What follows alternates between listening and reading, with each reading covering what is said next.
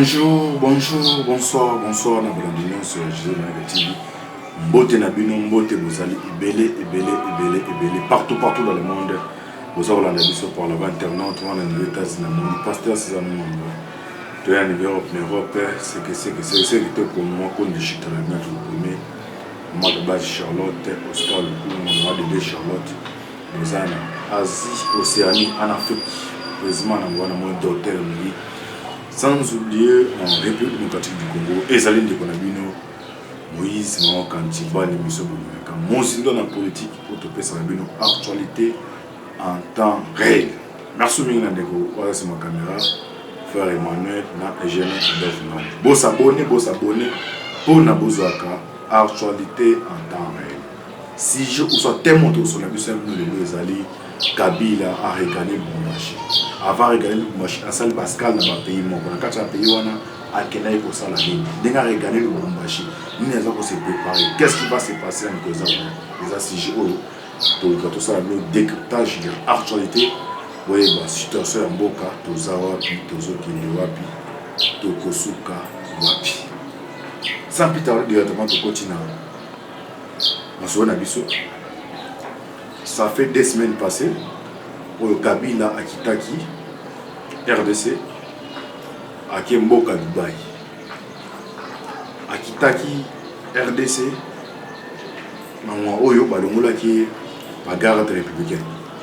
Dans tous les résidences, dans Jelem, dans Kingakati, Tina Kachamanta, Balongola, JR, la PCA, les policiers, au bazar au nombre de 45. Mais avant il y a une discussion salimaki entre eux et le conseil spécial en matière de sécurité. La discussion en matière il y a des qui d'accord il y a que non, la PCA la police ou les autres mobilisés. Le monde qui a dernièrement va quitter Lumbashi, c'est que Tinda qui François Béo a dit que le conseil spécial en matière de sécurité pour Akende, Koutanae, va mobiliser ça. Mais comme il y avait ça ne va pas, a dit contrer pour quitter Lubumbashi pour nous quitter Mboka ya Dubaï. A quitter Lubumbashi, à Mboka Dubaï, l'information est dans 3 volets. Premier volet, monsieur Babikenon Akimi. Deuxième volet, monsieur Babikenon accueilli Koluka, pays d'exil à Dubaï. Troisième est Kenon accueilli conférence. Et là les 3 points où il tambola dans les réseaux sociaux, il tambola dans la presse, où il va demander il va te Kabila, Kolongo Lubumbashi. Est-ce que Akimi? Est-ce que vous avez pays d'exil? Est-ce que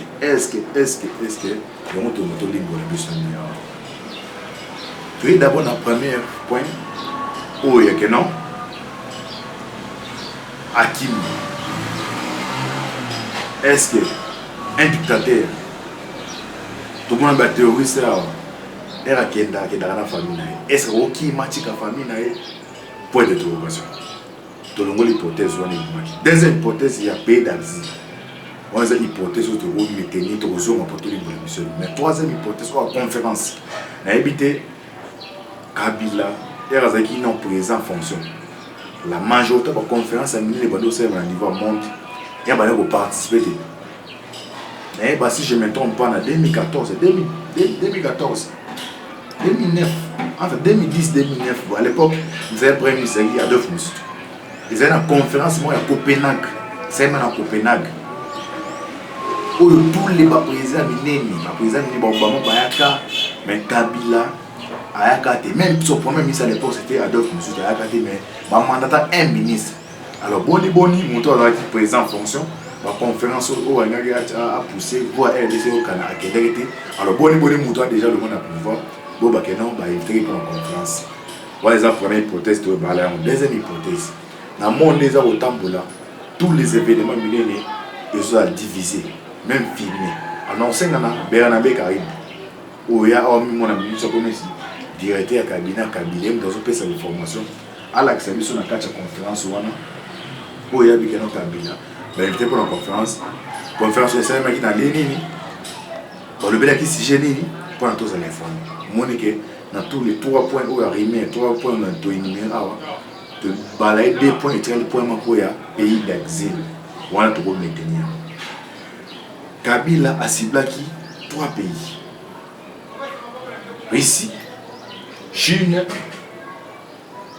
Cuba ils ont un pays où ils négocier. Sur le total, dans le pays, il y a une charte des Nations Unies, pardon, charte de ces pays. Il y a un pays membre, il y a une charte de ces pays. Dubaï, ça c'est sécurité. Est-ce qu'il y a un choix qui Dubaï pour un moyen de préparer RZ politique pour l'éducation? Alors, est-ce que tout ça on a analysé?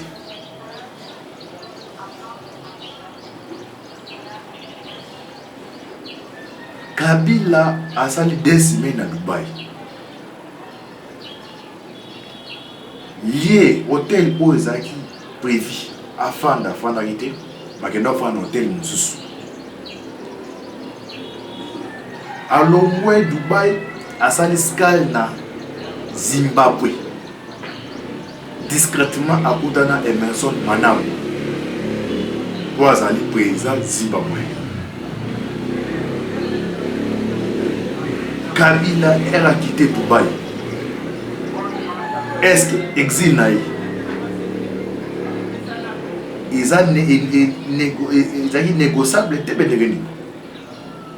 selon les informations, ils ont un diplomate au Bayaki na Dubaï. C'est peu Koutana, prince ya Émirats Arabes ou à Dubaï pour nous voir les messages questions qu'il y a à Dubaï à Salani. Mais comme Antiba avec des preuves, ils ont un membre jusque-là anonyme. Alors que non, Kabila est comme une amboka à Dubaï, ayamba qui va ancien partenaire naï. Donc les anciens partenaires, mon basé chinois, américains, y compris même mais c'était donc parmi bateaux durant 2 semaines au Kabila passé à niveau à Dubaï, parmi bateaux Kabila ou à Koutani, mais c'est un américain pour l'instant à niveau à lobby nous à niveau à États-Unis nous avons tenté pour négocier pour le régime à Kabila. Il y a FCC et les alliés mais c'est alors selon toujours diplomate one alors oui na ba négociation au Kabila na bato na basalaki ba moni que les seuls moyens où influence na bango et cause à la réserver na maritale ba mati ba carré minière il faut que créer toujours rébellion.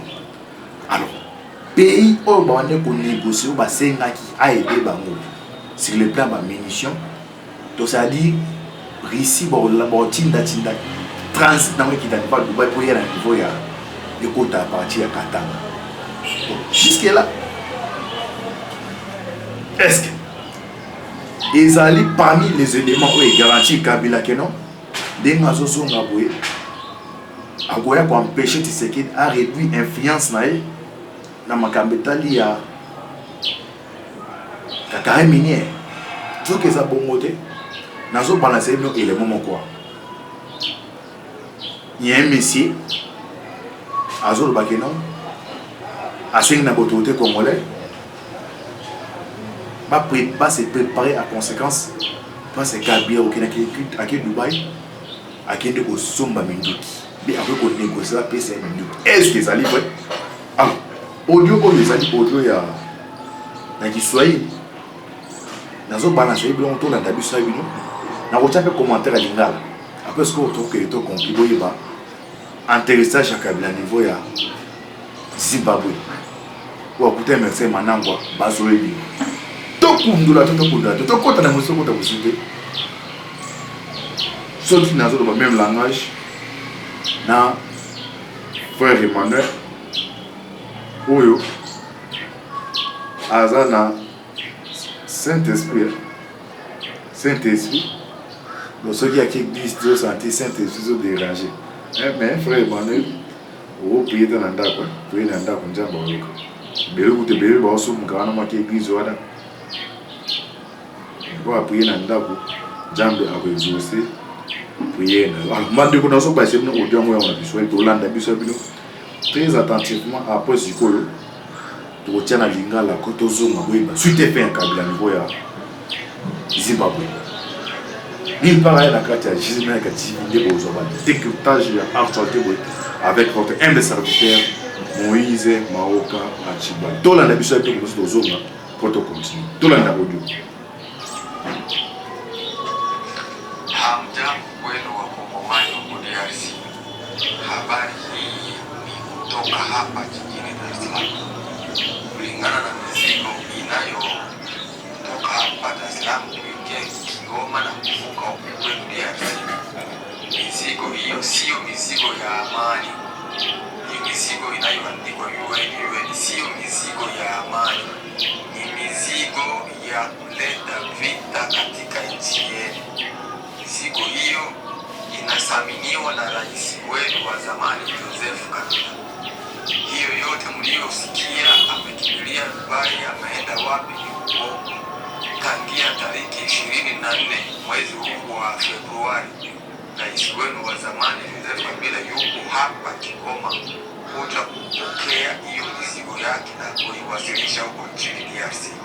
Tunawaomba nyinyi Wakongomani wote, zaidi Wakongomani wa provinsi ya Tanganyika kubareni, muwe macho, muwe makini, muwe macho, sababu mizigo hiyo haiendi fasi nyingine isipokuwa hapo kwenu Bareni.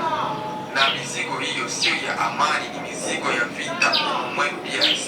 Tunaomba kwa yeyote atakayeona wasiwasi ya mizigo hiyo aambie wana serikali, aambie vikosi vya nchi hiyo viwe makini na ulinzi wao zidi kutapanuka ili kuweza kuteka mizigo hiyo. Hiyo ni machache, na zaidi ya hayo tutazidi kuwabasha, na inayovusha mizigo hiyo sio meli nyingine, ni ile meli yake, ile bato yake, bato Amani. Na ikafika hii safari itakuwa ni safari ya tatu kuvusha mizigo hii huko kwenu Bareni. Tunasema mara tena wakaaji wa Kalemi na Wakatanga yote kwa jumla, mfungue macho, ili kinachoandaliwa huko kwenu sicho cha amani, cha kuleta vita na mauaji ndani ya provinsi hiyo ya Tanganyika. Machache haya muyaitendee kazi, na audio hii muisambaze popote nchini DRC ili Wakongomani wote wawe makini na wapate habari hii kwa kuweza kuepusha machafuko inayoandaliwa kuingizwa nchini humo. Asanteni wenu. Ok, j'espère que Bolani wana ask vos interprétations. Bolani.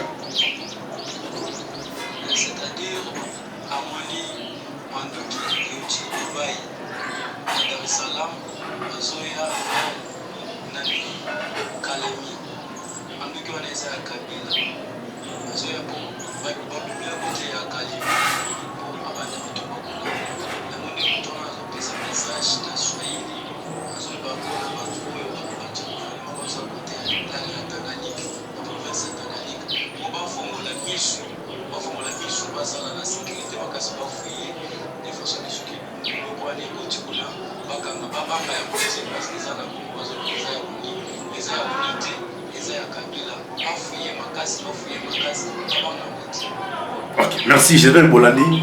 Interprétation au audio oyo. Domindu Keuchi Dubai. C'est un nom mutazo te à Rubina du Swahili. Et qui tient à niveau à Tanzanie et qui est avec Kalemi. Mais Mindu Kena ba komi na Congo ya Munda Oni. Mais eza unité aussi à niveau de Dubai. Est-ce que ba allégation de quoi ça les a vrai ou bien les alliés des rimeurs? Mais depuis que rimeurs plus ça information. Mais Kabila est intégré dans le niveau de Zimbabwe. Donc, on a Emerson Mnangagwa discrètement.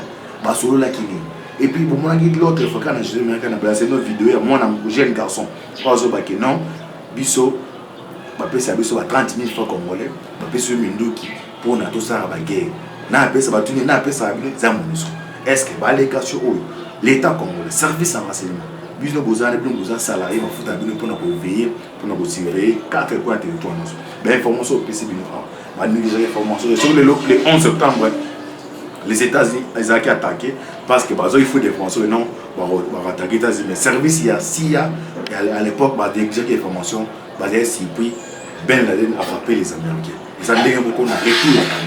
omoni a okuté na ba Tesla ni ba pacha Dubaï akuté na ba partenaire de est ba mba pesa influence que non ko banga te zonga pour tout ça le tout dernier cartouche est kota tsiki a aussi préparé les gouvernements comme mais on les a premier épisode pour continuer à boire parce que Kabila à niveau ya Zimbabwe et à comme na niveau Zimbabwe ba kuté na message manamba discrètement pourquoi Kabila intérêt dans Zimbabwe ba sur les lignes on a deuxième épisode vous a toujours branché vous partagez vidéo la carte j'aime bien que dit que zonga a dans le deuxième épisode boyeba Kabila niveau ya Zimbabwe ba kuté na présence zimbabwéen ba sur les lignes to zonga poto les mots les merci bien Ndeko Emmanuel voilà c'est ma caméra merci l'ingénieur de Fernando vous partagez bah les connaissons aux alibans mboka aux encadres mboka ce qui nous unit est plus fort que ce qui nous divise le que ça qui biso les alliés Congo le que so kabola biso les alliés appartenance politique n'espère tribalisme alors ce qu'on comprend que ce qui nous unit est plus fort que ce qui nous divise pour surmonter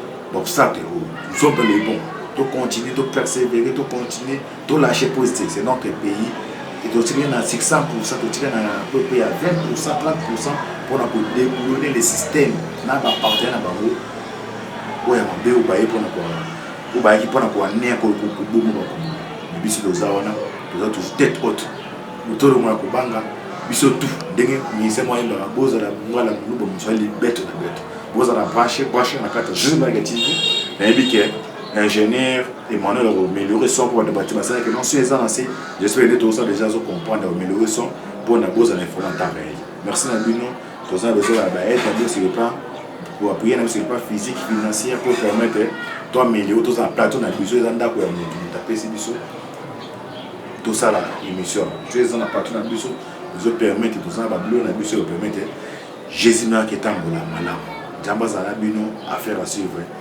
ciao.